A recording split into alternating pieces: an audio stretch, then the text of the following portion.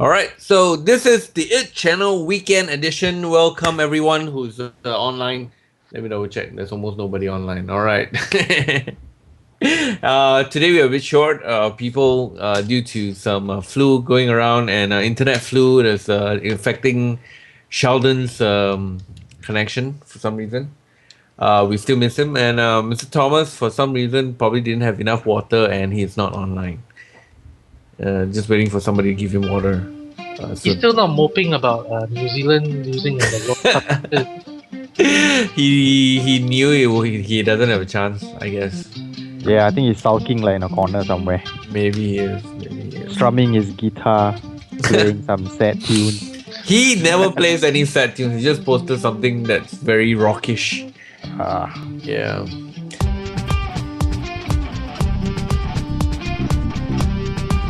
So, we have Andrew Cock online.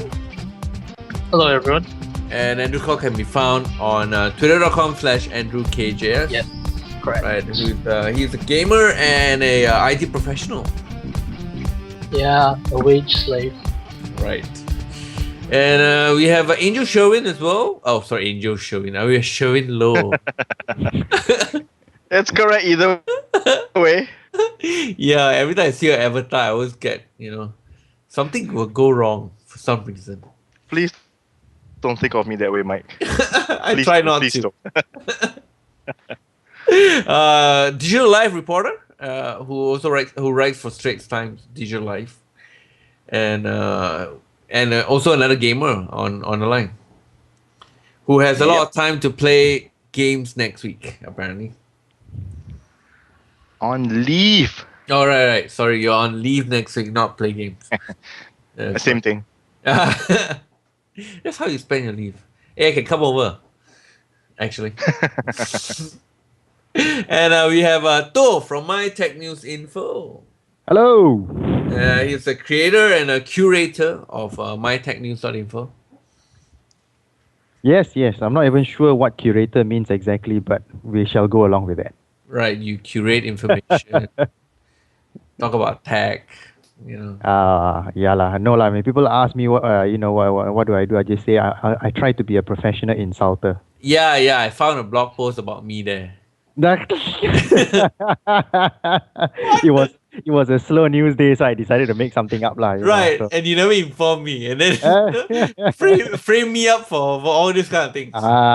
So if it doesn't come out on the 22nd, you're gonna have lots and lots of mentions on Twitter. Yeah, I know. I saw 44 comments on your 45 comments on your blog. Okay. Yes. What's this about?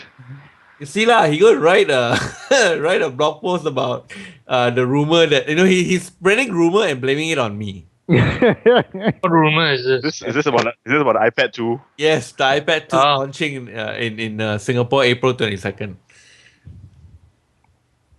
Oh, okay. I heard that as well. See? And then he blames, and then he puts me as he puts it on his blog that I heard from Mike Fong. Yeah. Oh, he named you. Exactly. Yeah, that's giving credit, okay? Yeah. Well, if it comes out correct, then it's good lah. But it's a 50-50 thing, right? If it doesn't come out correct on the 22nd, Mike Fo will not be on Twitter. Exactly, I might be bombed. I wouldn't be on Twitter anyway. Oh man. So news day. I think this week is very, very slow. I think the few things that actually caught up with was one of the biggest one was Google is now bidding $900 million for 6,000 Nortel telecom patents on a telco side. I didn't even know Nortel was actually declared bankrupt, and Nortel being a telco player, of course, is a competitor to people like HP and Nokia Siemens Group, the NSN Group, Nokia Siemens Network, and of course Cisco. I didn't know that they went Chapter 11 or bankrupt, and by liquidating their assets, they're looking to sell about 6,000 patents to Google. The only biggest question is, what is Google going to do about it?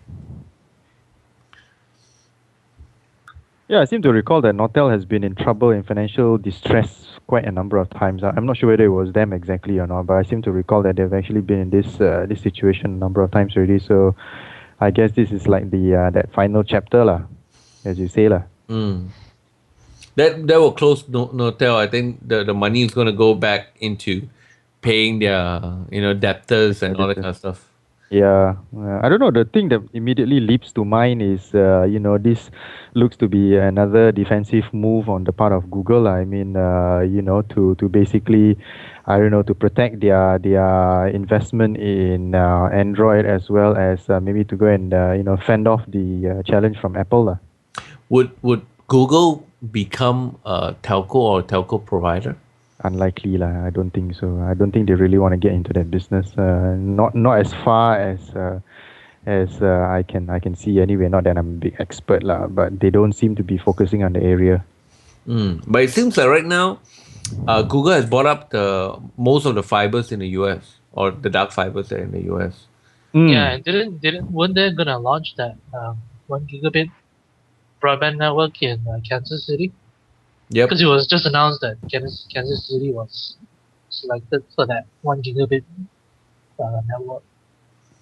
So I guess it's not a stretch. Maybe, I don't know, not in the immediate near future lah, but maybe many years down the road, you never know. Google might want to dip their toes into the wireless market next. Right, and be the next ISP or the next telco provider. Unlikely lah, but you never know lah. Yeah. I mean, these are the same people trying to make self-driving cars. So. That's true. Yeah. A lot of money to pay though. $900 million for 6,000 patents. I wonder what those things cover.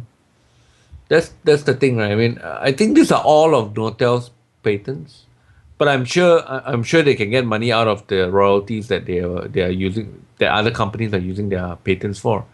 So they may make some money from just from the patents that they already have. But what's the actual end game for buying those patents? We're not sure, because they're not buying technology. They're not buying any of the software, any of the firmware, any of the hardware that they've developed. But just patents, how certain handshake can be done in terms of telco, blah blah blah. Yeah, well, they do say here there is actually a defensive move against this whole host of litigation that's been happening in the telco industry, where it seems that everybody is suing each other in the courts. These things are very messy. They're still getting sorted out. So I guess, as Google says that if they're going to have a lot of these things, in Android, one of the ways in which to protect themselves against this sometimes frivolous litigation is by basically buying up all these patents. I see. Yeah, that's true as well. Which is a bit cynical, right? I mean, if you really think that the patent system is broken and you think they are all frivolous patents, so why then are you partaking in it? Yeah, they may believe it's broken, but they may still get sued in the end. Or in the meantime. So I guess, as they say here, the article, it does say that basically this is one of the best defenses against this patent litigation. And I think there's one company out there, I cannot remember the name exactly, but they've actually been suing a lot of people because supposedly they have access, or they do own a lot of these wireless technology patents and all those. I can't remember for the life of me the name of the company now. Okay. Yeah, I think you're buying a $1 billion insurance. Correct. Yeah. Against the other telco players. Yeah, that's essentially what this is. Okay. And next one is really much up your alley, Mr. To. Apparently Hong Kong is now producing 3D porn. It really is. Why a slow me? news. Yeah. And what I don't know, I think conservative Chinese, it's kind of weird that they're actually doing this and allowing this to happen. And looking at the things they're gonna have, they're gonna create a 3D adult channel, and they're gonna have this first film, to do 3D. And I don't know what's porn itself, it's already kind of enticing. with or without 3D glasses, I guess. Why do you even need 3D in this sense? Yeah, 3D is the in thing right now, lah. So, this is basically to, get those who are so-called, those who want to go and taste it early, those early adopters, taking advantage of that, lah. But, as you say, lah, porn is porn, and whether you do it in 2D or 3D, there will still be a big market for it out there, lah. So I think this is being done more for a novelty reason, lah. And also, I think they're selling this by trying to get some of the more well-known, performers to do the first few 3D movies of this sort lah. Again, I can't remember for the life of me who those performers are, but I seem to recall reading about it lah, and they were offering some really silly money for to some Hong Kong performers. I cannot remember who she is lah, but she's a very young, rather young lady, rather bosomy as well. So I think I read about that some time ago lah. Right, well, the whole picture only had one guy and 4 girls. Apparently. Yeah, just to make sure you know what this movie is about.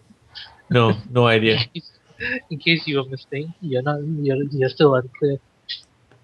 I got no idea what this movie about, you know?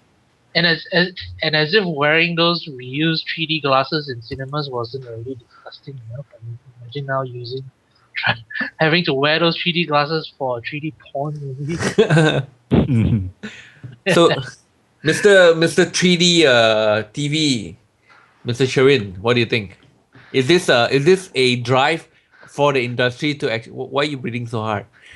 It's knock it off. It's a gimmick, I think it's very obvious that it's a gimmick, and I'm quite surprised that the United States or the American porn industry hasn't caught up on it yet. I don't know how popular 3D is over in the US, but I heard about this quite a while back when they were actually trying to get funding for this movie. And I was, surprised that none of the other markets have come up. Mm-hmm. But then again, I think in Asia where the topic of porn is a bit not openly discussed or publicly discussed, this is a way for them to get some level of awareness now. So maybe it is available in the US. It's just that none of the mainstream news or the mainstream European or American media really cares too much about it. And we're just here in Asia, it's like such an incredible thing that everyone's talking about it. I don't know. That one I really don't know. I think just because it's Asia, because Asia is not really open to stuff like that, I guess. Yeah, exactly, right? So, I mean, it's not really a big deal. And honestly, if you have one of those TVs that can convert 2D to 3D, your existing porn collection, not that, any of us have any. No, we don't know. Absolutely not. Yeah. So, I mean, it really is a gimmick. There really is no need to tout the fact that there's 3D porn. Because there are ways around, or there are ways to get 3D porn. So are they using the fact that 3D porn, the porn industry is kind of the indicator of whether the technology will survive or not? Is this one of the ways to actually show or to tell people or to send subliminal marketing message or inception to tell people that 3D TV is here to stay and 3D stuff is here because the porn industry is supporting it?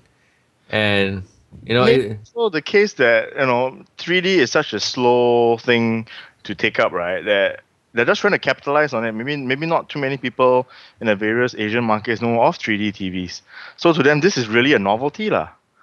But yeah, I agree with Andrew, lah. I don't really want to go into a theater knowing that the previous screening was some movie where some guy already used the glasses. God knows what he was using it for, or where his hands had been. So it'll be kind of weird.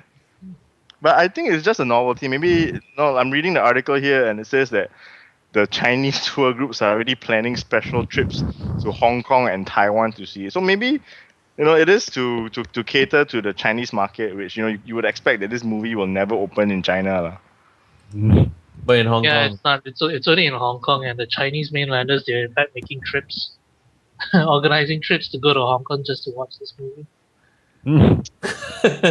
That is sad, lah. That is just plain sad. I see To taking the next plane to Hong Kong. Yeah, man, I'm off. I booked the flight. Yeah, and I was just doing some ad hoc googling about whether there's been any other 3D porn. And apparently, there is one in the US Mm-hmm. where it's a parody of Avatar. Oh. So, and it's obviously in 3D. Well, that's what the article says. It's a 3D movie. It's a 3D porn parody of Avatar 3D. So, Interesting. I guess They Six just and they're just doing it for the publicity lah, because if they Yeah. were to go and put out a 2D movie out there, nobody will really care because there's just so many of them. So by doing a 3D one, at least they'll get their company name out there, and then people may be interested to look at their existing portfolio of productions lah. Mm. Cool. The other big news that I ever saw this week was well, I was actually involved in it, and I'm sure the few of us are. At least I know Sherwin is, and To is the launch of the Xperia Sony Ericsson Xperia Arc. What do you think about it? Yes. To, you've seen the phone, right? Yeah. He did a very detailed review of it.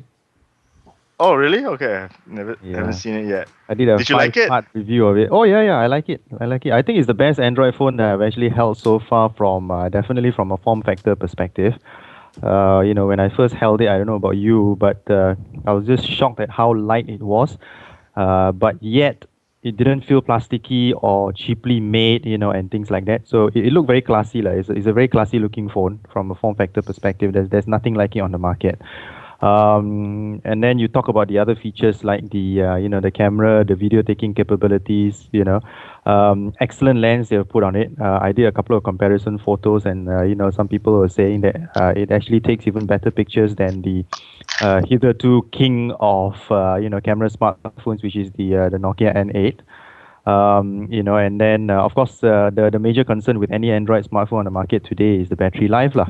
And this one is obviously slightly better than the rest I've tested because it's got a slightly smaller screen, a bigger capacity battery, and the fact that it's actually running Gingerbread. But if you're a heavy user, it's you're still going to cut it close in terms of making it last an entire day lah.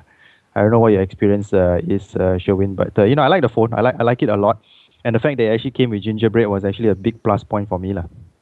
Yeah, you know what? I have the phone right now, and I like it as well. When I first saw it, I was a bit skeptical because Sony Ericsson's track record in the past 2 years hasn't been very good lah.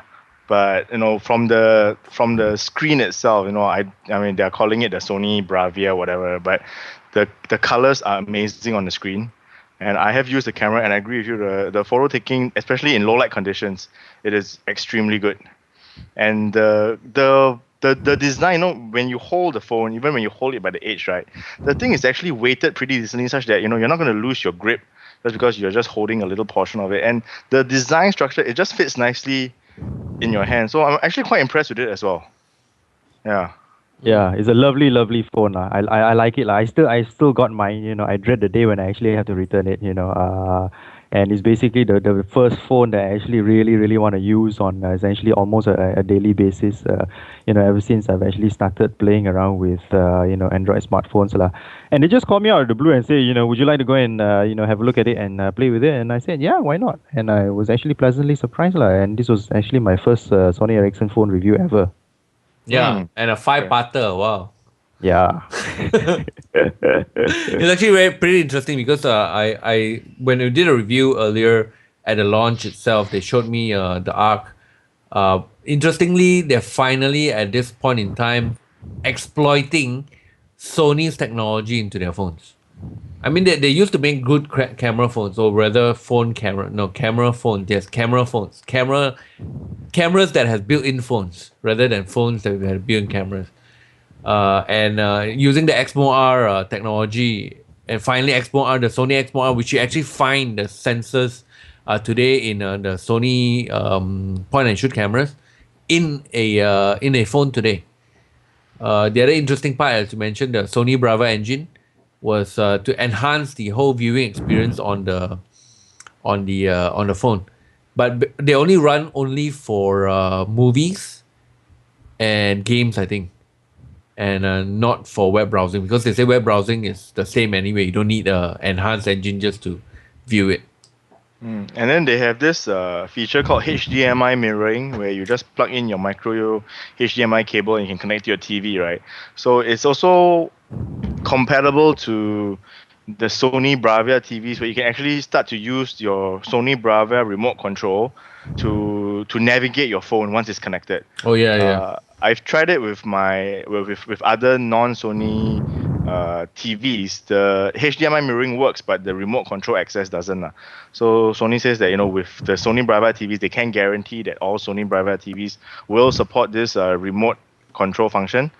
But I mean, it's a pretty nifty thing, because I think Sony has all this subsidiary companies that are making technology, but they've never actually converged before. And I think this is a start of something, with Sony Ericsson and PlayStation, and then now with their Bravia and Sony Ericsson. So I think they're starting to realize that we have all these things under our umbrella. Why not we just work together and come up with something, instead of watching the competition, right, come in and just like knock us over every time.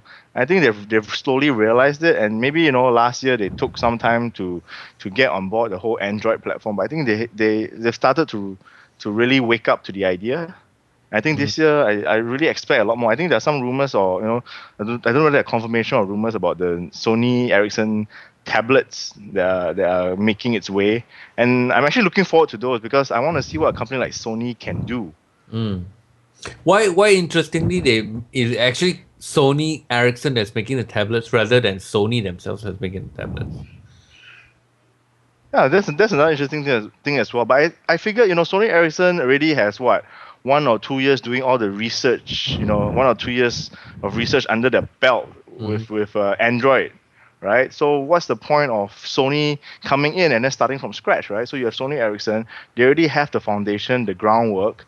All they have to do is borrow the hardware from their Sony Japan headquarters and start work on it, right? Because they already have the software down. So there's really no need for head office to come in and say, hey, we want to do this, so let us start learning about what this whole Android platform is. I think it's a pretty good idea. I'm just sad that they've taken so long to realize this.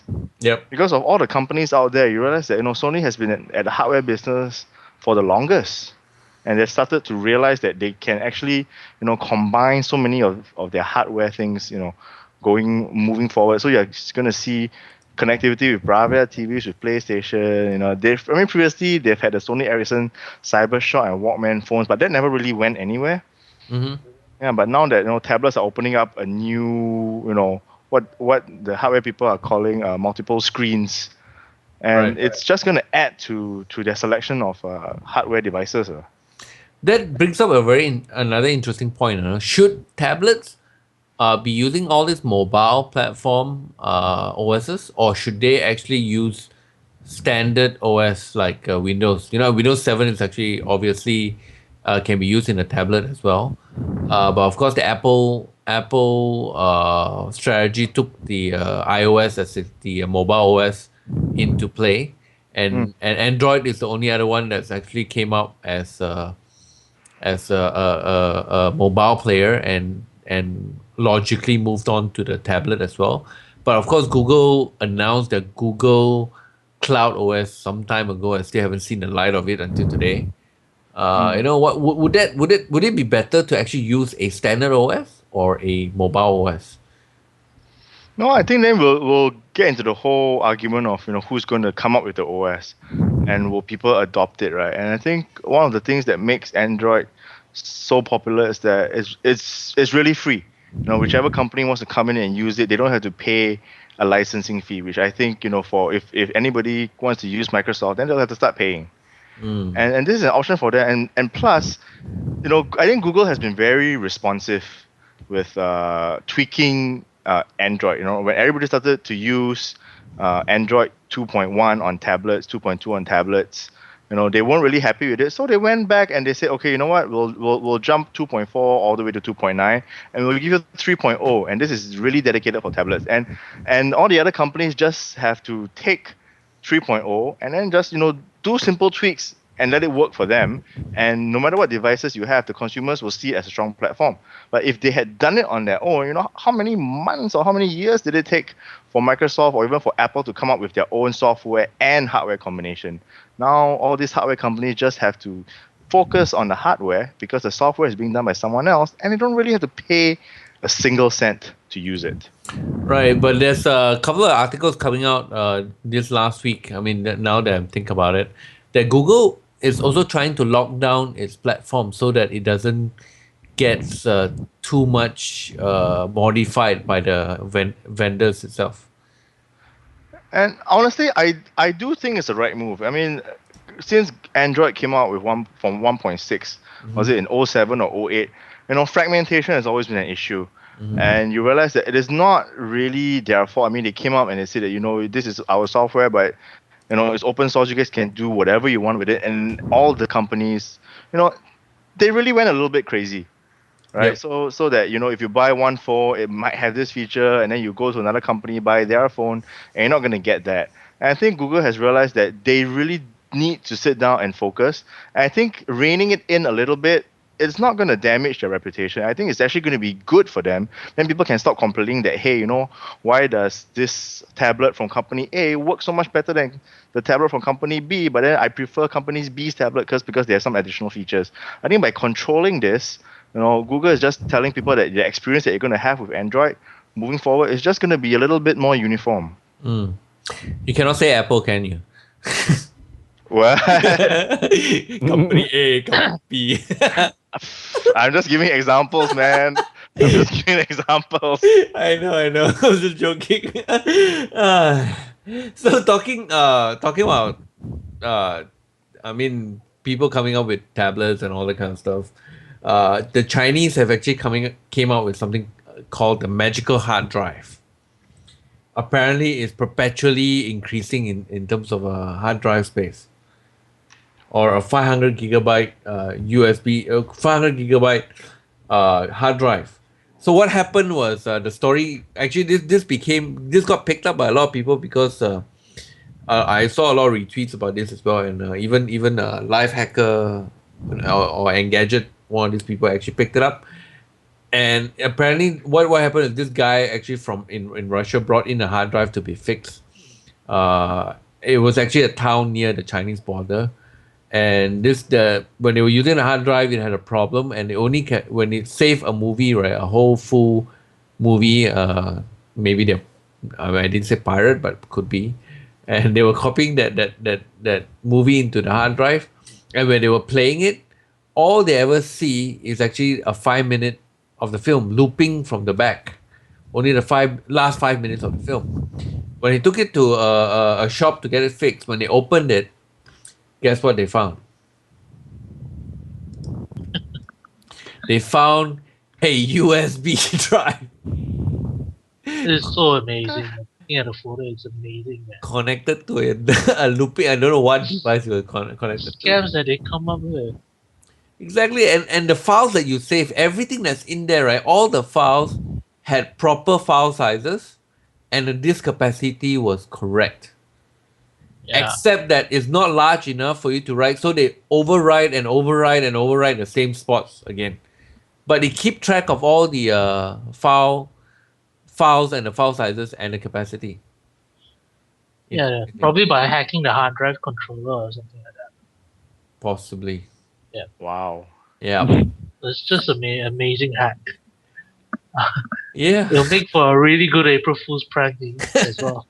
Yeah, so you really have to applaud them for their ingenuity, really, right? They actually had to write some sort of a small subroutine that actually takes care of all these things.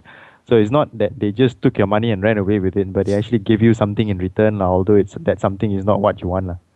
Well, you did pay for great hard work. Yeah. They even etch the cover all perfectly like a Samsung hard drive. Yeah, and within the hard drive, to make it heavier because the thumb drive is very light, they put in 2 nuts. Yeah, to weight it properly. I mean, you really have to appreciate the level of hard work that actually went into the creating this thing. So yeah, the moral story is be careful.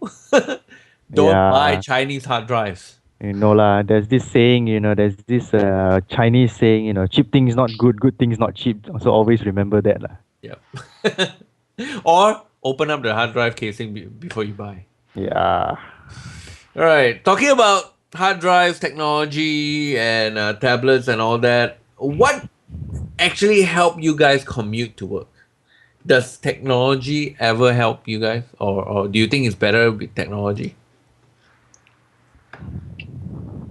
Uh, I mean, okay, so between me and Sherwin, probably we are the only one who takes train here in Singapore. And I don't know. Though I don't know how he commutes to work because he just walked to his bedroom and toilet or something like that. Sometimes I stagger, sometimes I crawl, depends lah on what state I wake up in. Right. Or you do it in bed, right? Your tablet and probably Andrew, you drive to work, I guess. yep. Yeah. So I mean, for me, I mean, the train, being on a train actually helps pass the time very quickly. But it doesn't really need to. I never really need to check where the train is, where exactly it is. But what it does is actually help me gather more information, get my reading done, and probably follow up on the Twitter messages and Facebook messages, all around and stuff like that.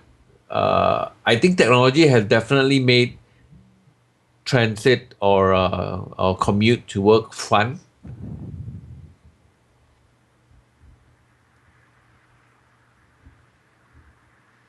What technologies do you use on the way to work? Who, me? For, Yep. for you, yeah.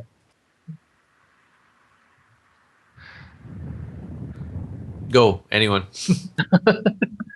Cricket. Okay, Well, okay, usually I okay, Andrew, you go first. usually, well, I used to like you guys are used to commute by train, but nowadays I drive. You do the usual thing, load up songs on the iPhone and then plug it into the car and play music and podcast there. I also use this app called Waze, which is real time GPS. It's sort of like a GPS app, but with user generated roads and traffic information as well. So what you do is you just leave it running in your car, and then if you are stuck in a traffic jam, it detects that you're moving slower, and then it reports that as a traffic jam, goes up to the server, and then other users would see that, okay, this guy driving along this road is going slow, that means there's a traffic jam there, and then you'll mark the road as red and say there's a traffic jam there. If you want to, you could also proactively report things like traffic jams, hazards, accidents as well. Yeah, the drawback behind this app though is all the maps. It doesn't use a standard stock map like, let's say, from Google Maps or from like Malfree Maps or OpenStreetMaps. So the user has to actually depend on the community to go and edit and fix up the road systems. So I don't know what's the situation like in Singapore. KL, the road maps here for Waze, it's getting somewhere, but still has a way to go. But I usually just rely on it to just get a general picture of the traffic situation out there. Yeah, I agree. The Waze app is actually fantastic. I mean, it's great at even telling you where the roadblocks are. Yeah, I love the idea behind it, and but it really does depend on having a large community actively using it. Right. Actually, I had this when I was in KL. Yeah. And yes, you were right that I couldn't find a lot of the maps and you had to create them on yourself. But when I was in down Singapore, I recently, as in a few months ago, just reactivated my Waze account, and so happened that, I mean, it looks, when I launched it, actually every part of Singapore has a map already. So you guys have had a very active community. Plus, it also helps that you guys have a smaller area to cover. That's true. I don't see a large community though. I mean, it's only about 200 people, I think. But So what's stopping Waze from actually using a more, or a better map format, for example, licensing Google Maps or even any other map format, to avoid the community of users having to recreate, something which has already been created, a long time ago, and and much more accurately? Yeah, those good questions. So number one, obviously, what's stopping them from doing that is the fact that they have to pay for it. I mean, I guess they don't want to shell out licensing fees to either Google or OpenStreetMaps to have to pay for usage of this maps. Number two is also then if they use, like, let's say Google's maps, uh, the company Waze would then be sort of like dependent on Google updating their maps. If if the people in Waze using Waze generate the maps for them, then Waze would own their maps and they can license it themselves and sell it in any way, which form that they can. So if they license it from Google, then I guess they're a bit restricted in what they can do with it. So that's why they are hoping that everyone does the work for them and maps Yeah. out the cities for them. On the Android front, Sherwin, do you use anything? Well, I think the problem with public transport in Singapore is not about the time, but actually, can you actually get on the damn bloody train when it comes in the morning? Sorry, this country is just too crowded and public transport. But okay, back to topic. Yes, there are certain apps that I use. I mean, interestingly enough, this topic came at a very right time. Okay, when I go to work, sometimes I take a combination of buses and trains, and there's this app that I use. It's called SG Buses.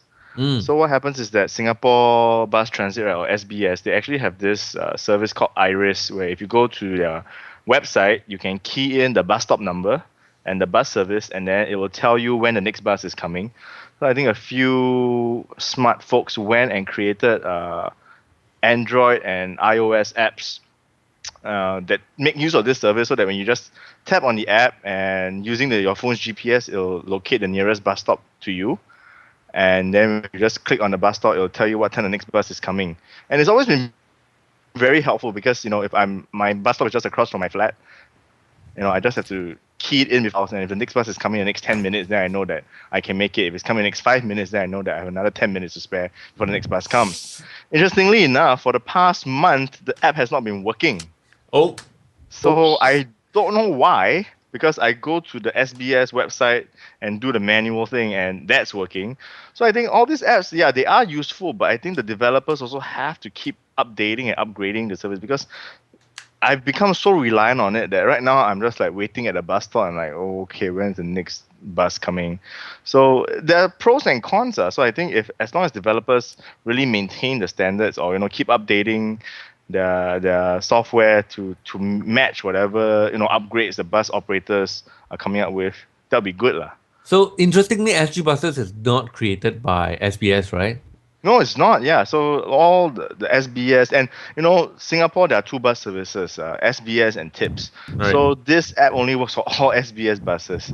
So if you are in a bus stop where you're waiting for a TIPS bus, then you can't really do anything because they don't have a website as well. So they do help, but then you tend to be so overly reliant that when it's not available anymore, you kind of get lost.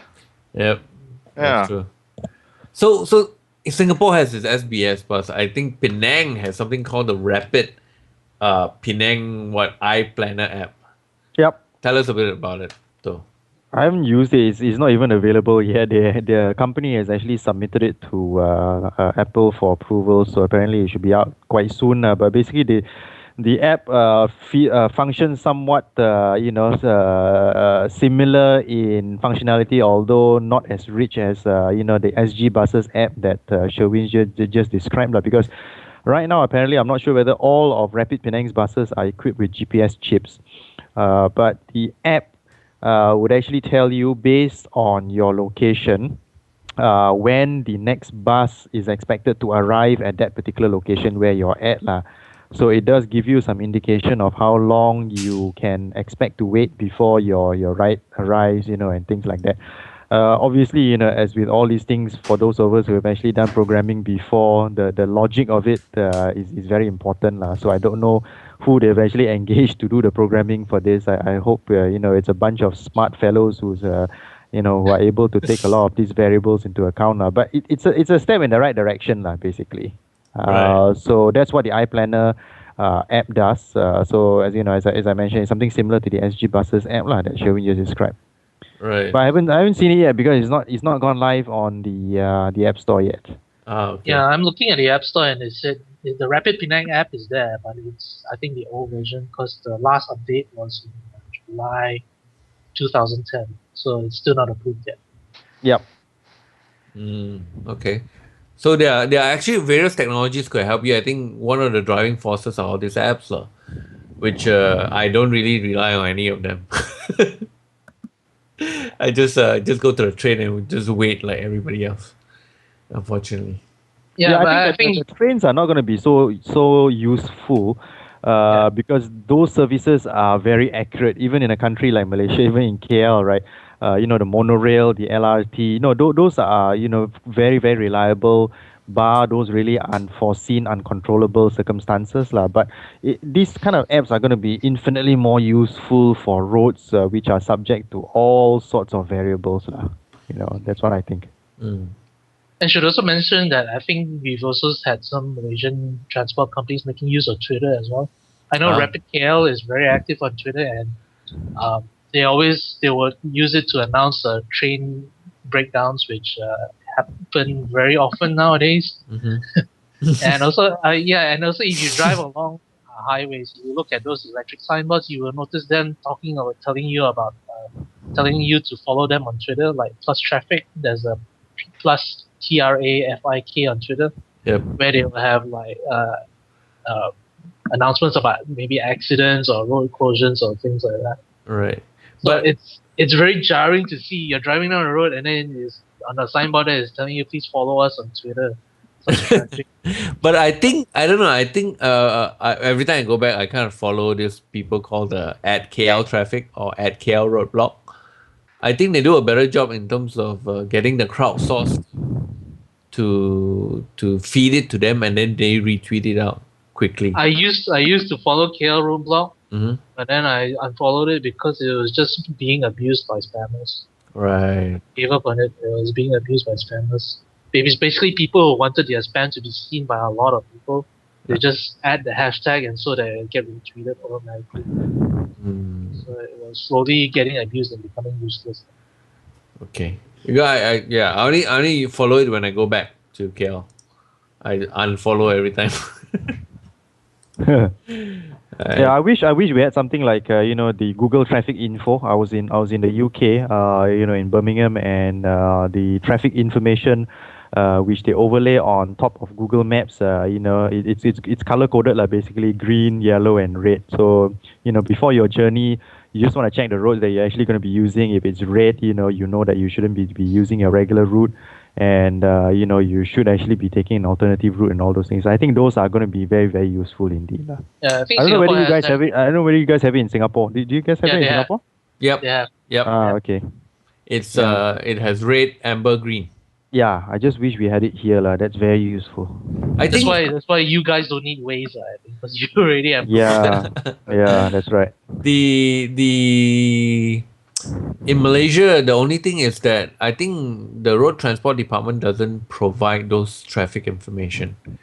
Here in Singapore, the traffic information is actually provided by LTA, their Land Transport Authority.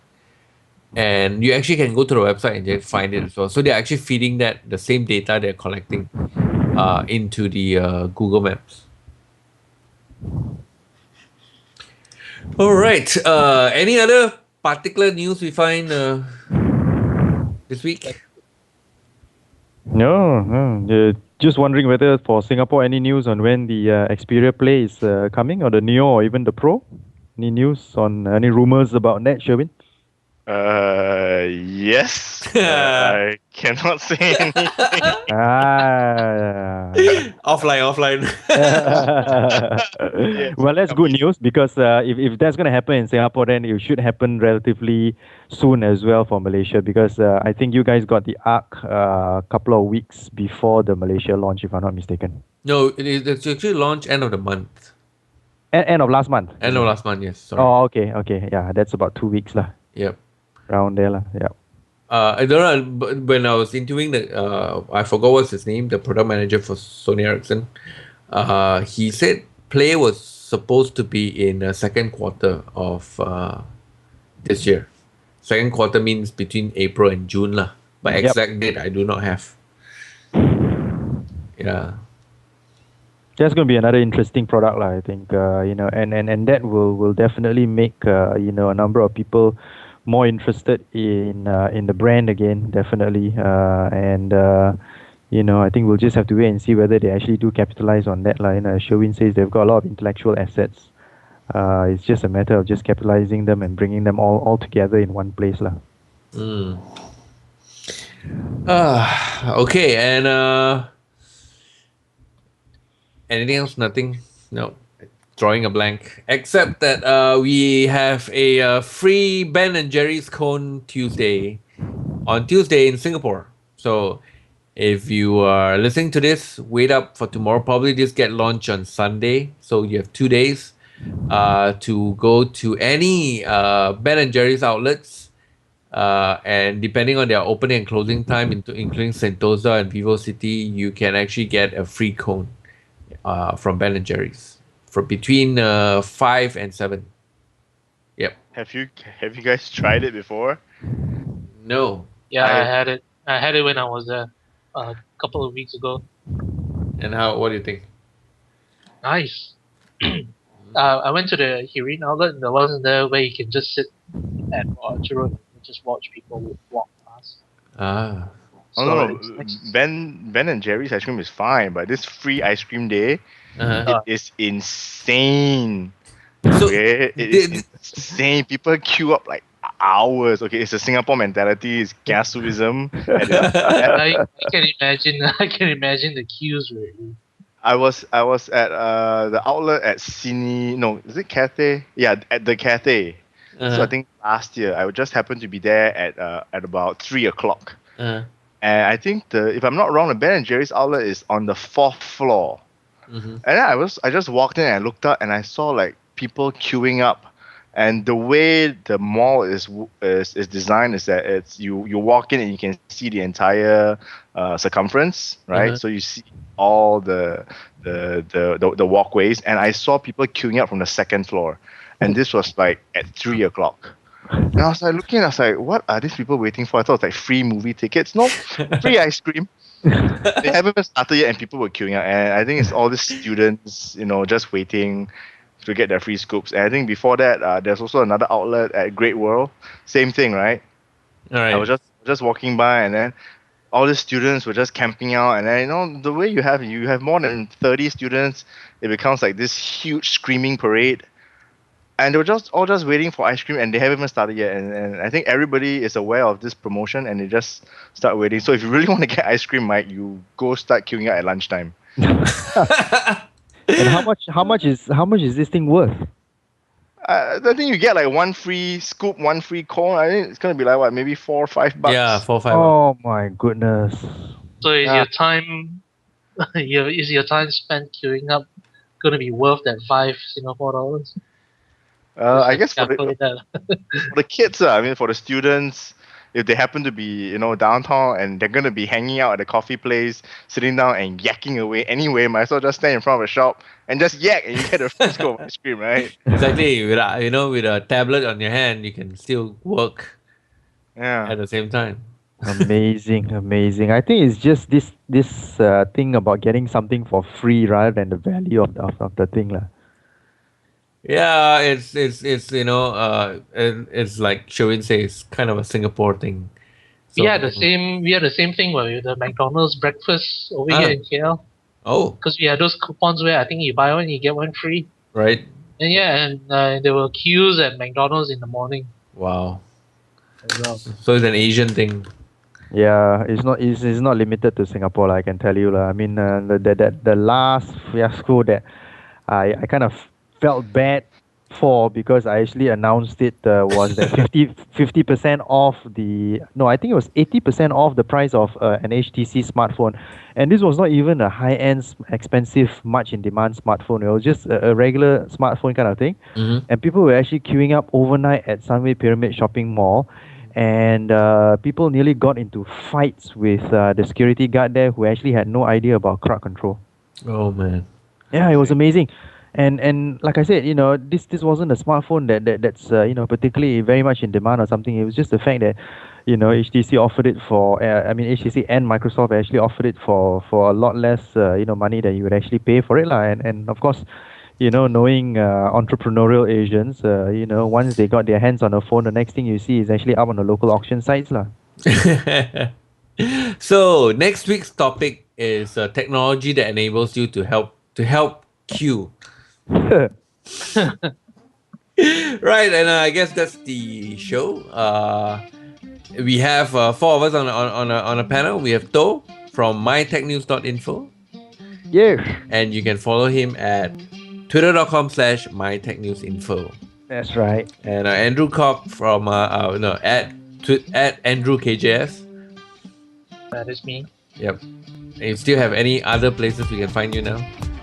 Nope, only that. Only that. And Sherwin from Angel Sherwin on Twitter. Hello. And watch out for his articles on Digital Life. All right, so we'll talk to you later and see you guys. Bye bye. Adios. Bye.